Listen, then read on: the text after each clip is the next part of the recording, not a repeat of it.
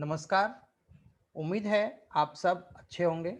आपने मेरा पहला चैप्टर इंडियन इकोनॉमी का आपने देखा और सुना अच्छे से होगा। That was Indian economy on the eve of independence.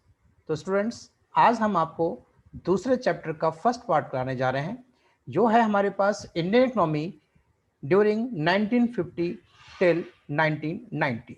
As you know, in the first chapter, that the condition of Indian economy was not so good.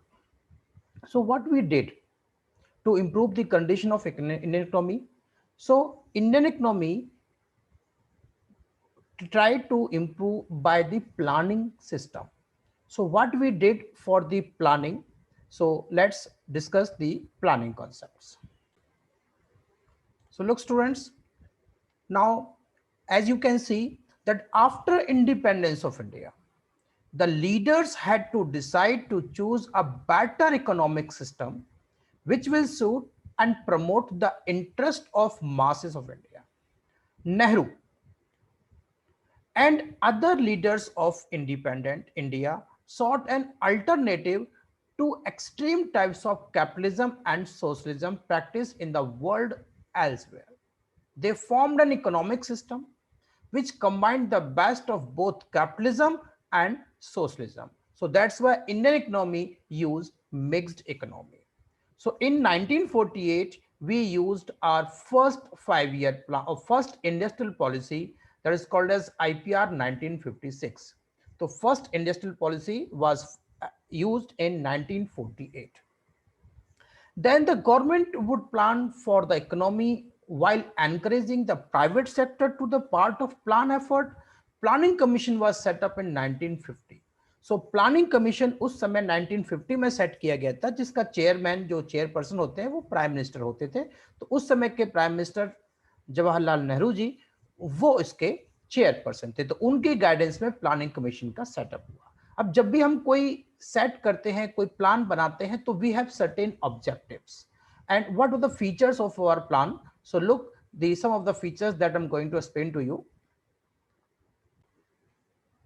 So students, in the chapter number 2, as we used planning for the development of the country, so what is economic planning?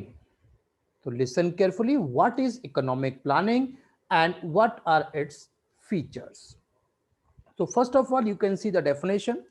Economic planning means utilization to country's resources in different development activities in accordance with national priorities.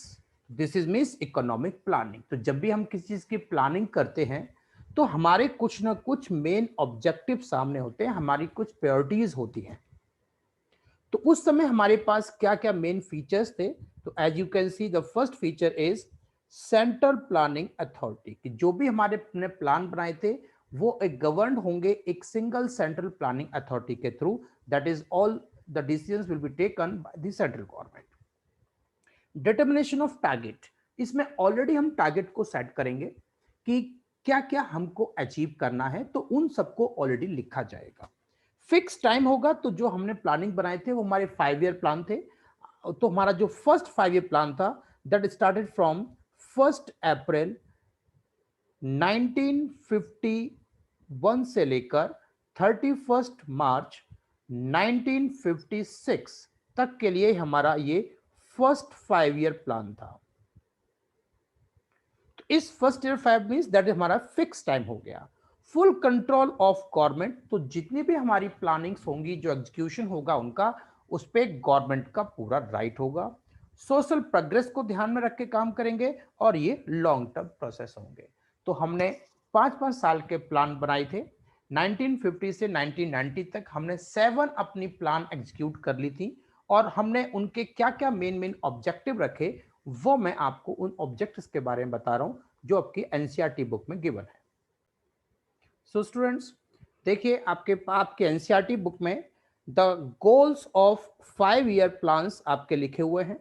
उन goals में हमारे पास goal है growth. As you can see, मैंने बताया था कि first chapter में हमारा जो जीडीपी ग्रोथ था, that was less than 2%. So अब हमारा फर्स्ट ऑब्जेक्टिव यही हमने 5 ईयर प्लान में रखा, that we need to increase this GDP growth. So what does it actually mean? So it refers to increase in the country's capacity to produce output of goods and services within the country. तो आप अपने country में goods and services के production को increase करते हैं, उसे हम ग्रोथ बोलते हैं. तो एक साल में जितना भी आप प्रोडक्शन मैक्सिमम करेंगे तो वो आपकी ग्रोथ को इंप्लाई करता है. So it implies either a larger stock of productive capital or a larger size of supporting services. So if you have more supporting services, that means it is also a growth indicator. That means suppose you have more transport, more banking facilities, and efficiency of productive capital and services. If you have all these things, that means you have growth. So अगर आपके पास इन सब चीजों का भी availability है तो भी ये ग्रोथ का ही पार्ट है, बिकॉज बैंक का होना, ट्रांसपोर्ट का होना इंडिकेटर है कि that you are having good quality of services. So and good indicator of economic growth in the language of, just a minute,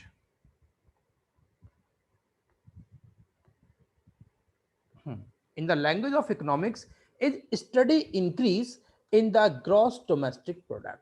तो ग्रोथ का मीनिंग हुआ कि आपका जीडीपी लेवल में स्टडी ग्रोथ हो, कॉन्टिन्यूसली ग्रोथ हो, that is called as growth.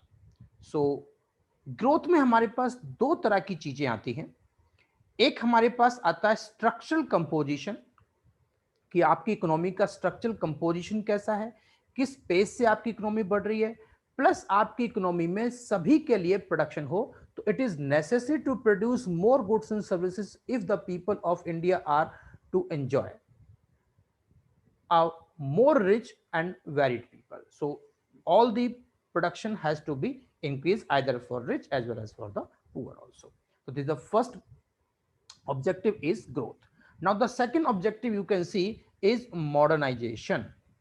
So in the 5-year plan we decided to lead modernization. So what does the actual mean of modernization? So modernization means actually using and giving more and more adoption of new technology. So look, adopt new technology is called modernization. So not only using the technique, even if you are giving same right as men to women is also called as modernization. तो अगर हम अपनी society में women supposed to be remain at the home while men work, पहले ऐसा होता था, but in modern society makes use of the talent of women in the workplace, in banks, factories, schools, etc. This is also called as modernization. So modernization का मतलब नई चीजों का use करना ही नहीं है. modernization का मतलब है कि women को भी equal opportunities देनी है. This is called modernization. Now the next concept is objective is third one is self reliance, आत्मनिर्भरता. तो अब ये क्या था कि बोलते हैं कि अब आपने देखा कि फर्स्ट चैप्टर में इंडिया आजाद हुआ था over 200 years of rule of Britishers.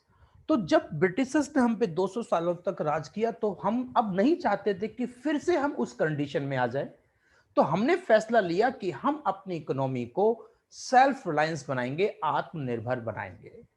तो इसके लिए हमने क्या डिसाइड किया कि हम जो भी चीज बाहर से इंपोर्ट करते हैं that has to be produce within our own country. तो हमें रिप्लेस करना है इंपोर्टेड गुड्स को with our own domestic goods को. तो देखिए आपके एनसीईआरटी में क्या लिखा है, few lines I am reading for you. So a nation can promote economic growth and modernization by using its own resources or by using resources imported from the other nations. The first 7 5-year plans gave importance to self-reliance. तो हमने जो शुरू की 7 plan थी उनमें हमने सभी में सेल्फ रिलायंस का ऑब्जेक्टिव रखा. तो 7 प्लान्स का मतलब है कि हमने 1950 से लेकर और 1990 तक मेन ऑब्जेक्टिव रखा सेल्फ रिलायंस का. तो इसमें का मीनिंग है कि जो भी हम बाहर से इंपोर्ट कर रहे हैं वो अपनी ही कंट्री में उनको हम इजीली प्रोड्यूस कर सकते हैं. तो देखिए, this policy was considered a necessity in order to reduce our dependence on foreign countries. इससे क्या होगा कि हम दूसरी कंट्रियों पर डिपेंडेंस कम हो जाएंगे, especially for food. So it is understandable that people who were recently freed from foreign domination should give importance to self-reliance. Further, it was feared that dependence on imported food supplies, foreign technology, and foreign capital may take India to sovereignties vulnerable to foreign interference in our policies. तो अगर हम दूसरों से इन चीजों को use लेंगे तो हम दूसरे हम पर इंटरफेयर फिर से कर सकते हैं, हमारी प्रभुसत्ता पर फिर से खतरा हो सकता है, सोवरेनिटी पे फिर से खतरा हो सकता है। तो इसलिए हमने ऑब्जेक्टिव रखा सेल्फ रिलायंस। तो स्टूडेंट्स, अभी तक आपने देखा कि हमारा पहला ऑब्जेक्टिव था कि हम अपनी इकोनॉमी में चाहते हैं कि ग्रोथ हो, और ग्रोथ हमारा 2% था, तो हमें इस ग्रोथ को बढ़ाना था, एटलीस्ट 5 to 7% तक ग्रोथ को लेके आना था।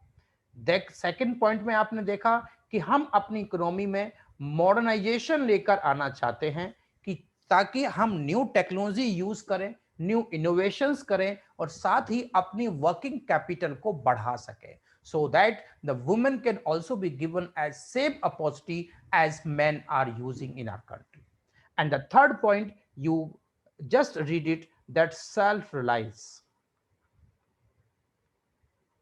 आत्मनिर्भर। हमें उन सभी गुड्स पर आत्मनिर्भर बनना था जो हम बाहर से इंपोर्ट कर रहे हैं और अपने कंट्री में इजीली प्रोड्यूस कर सकते हैं। अब जो हम अपने कंट्री में प्रोड्यूस नहीं कर सकते तो उस पर तो मजबूरी है, जैसे पेट्रोलियम है, तो पेट्रोलियम तो अपने कंट्री में नहीं बना सकते, हमको बाहर से इंपोर्ट करना ही पड़ेगा। लेकिन जो भी चीज अदर ऐसी चीजें हैं अगर हम अपने कंट्री में प्रोड्यूस कर सकते हैं तो व्हाई नॉट वी प्रोड्यूस दो।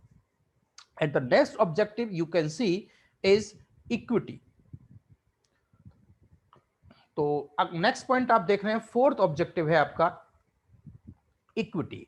इक्विटी मींस समानता, सबको समान रूप से अपॉर्चुनिटी देना। So look, a country can have high growth, most modern technology developed in a country itself, also have most of the people living in a poverty. So it is important to ensure the benefits of economic prosperity reach poor sections as well instead of being enjoyed by the rich man. तो equity के अंदर हमने फैसला किया, सोचा कि जो rich man enjoy कर रहे हैं वैसी ही चीजें हमारे पुअर सेक्शन ऑफ सोसाइटी को भी एंजॉय कर पाए, वो भी उन चीजों को ले पाए। वो किसी फील्ड की हो सकती है, वो सब चीज जो अमीर लोग यूज कर रहे हैं वो गरीबों को भी मिलनी चाहिए, ये इक्विटी का एक्चुअल मीनिंग होता है। तो वो है such as food, decent house, education, health care, inequality of distribution of wealth. तो ये सब चीजें आपको मिलनी चाहिए गरीबों को भी। तो हमारा फोर्थ ऑब्जेक्टिव आपने देखा वो है इक्विटी। सो स्टूडेंट्स, हमारा पहला हाफ है इस टॉपिक का, वो है what is economic planning and what are its objective. तो अभी आपने चार मेन ऑब्जेक्टिव देखे प्लानिंग के। फर्स्ट ऑब्जेक्टिव आपने देखा कि इकोनॉमी के अंदर हमको ग्रोथ करना था। Second objective you can see clearly that modernization we want, then self-reliance and equity. So for further explanation I am showing you another, just a minute.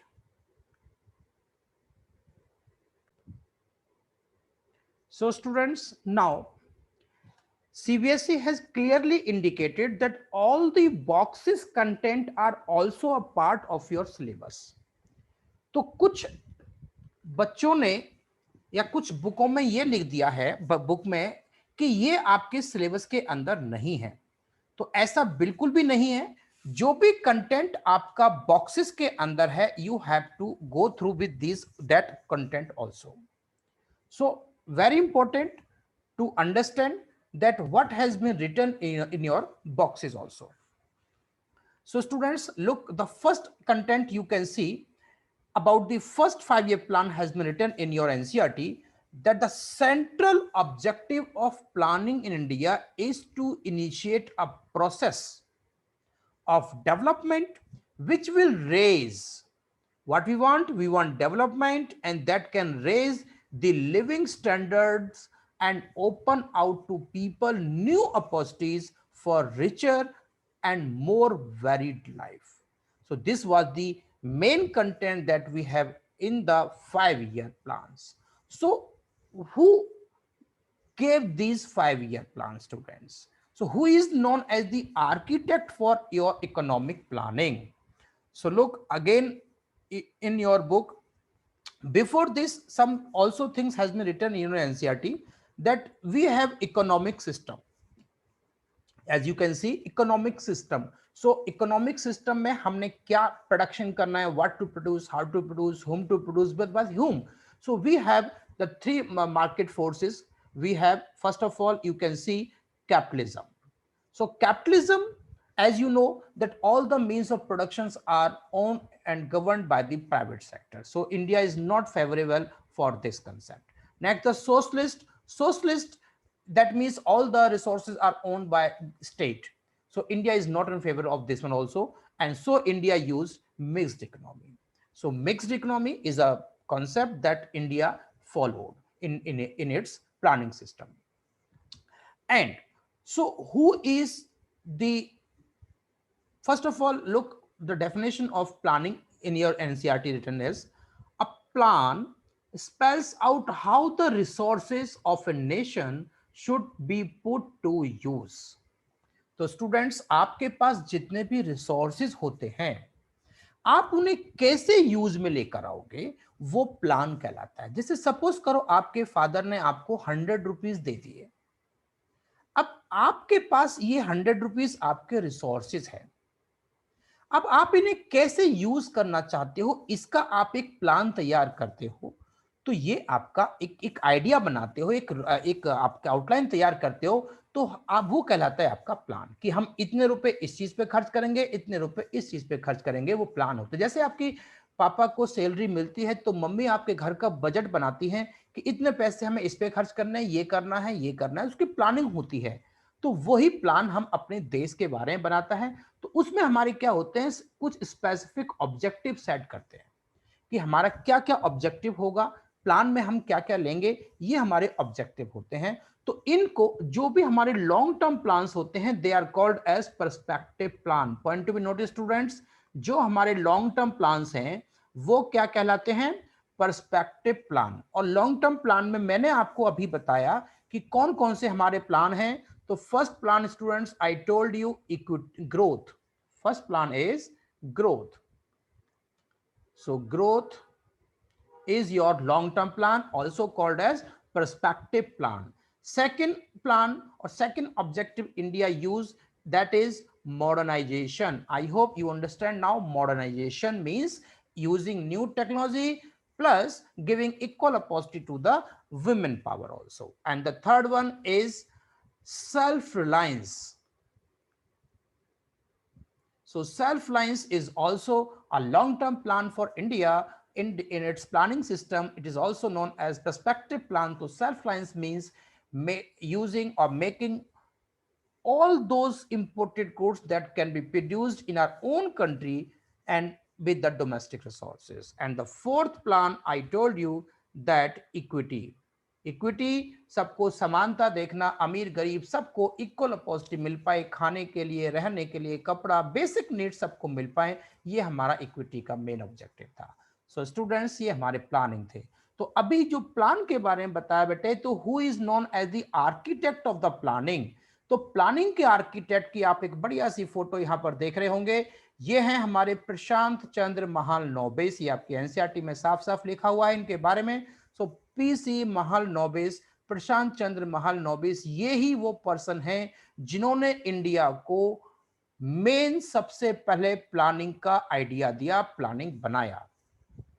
तो इन्हीं ने हमारी प्लानिंग सिस्टम को एग्जीक्यूट करने में हमारी हेल्प की.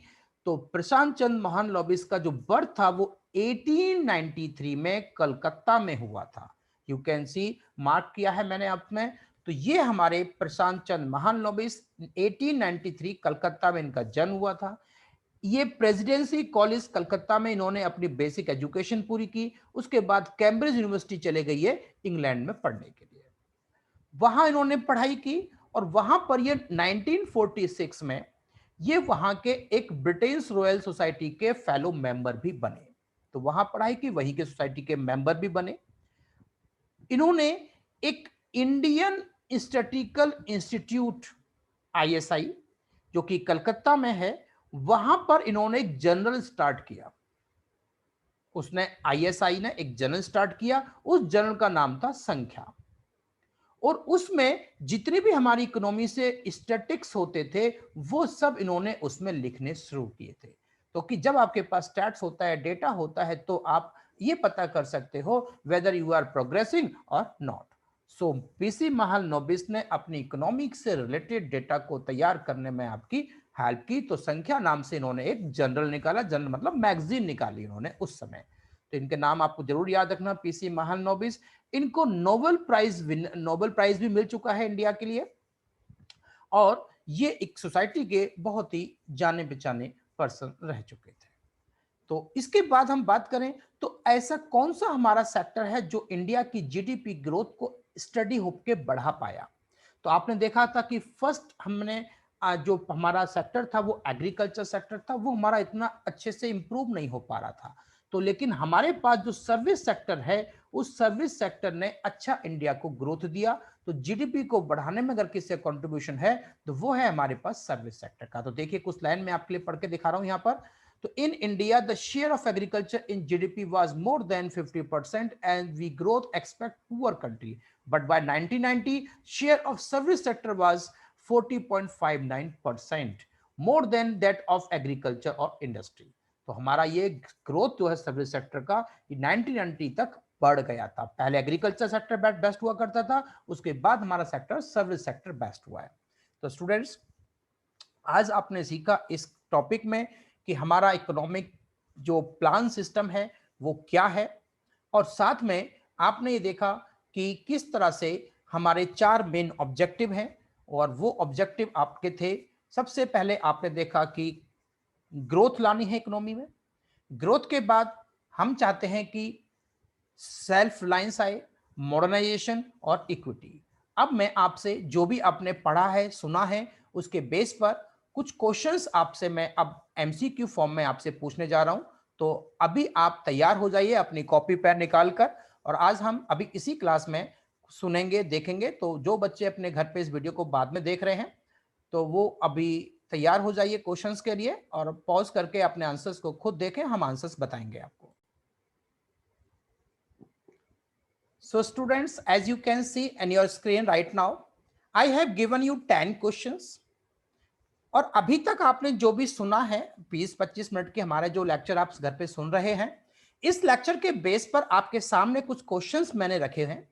तो अगर आपने सुना है, समझा है और कुछ आपने NCERT को फॉलो किया है, then you will be able to write the answers of these questions.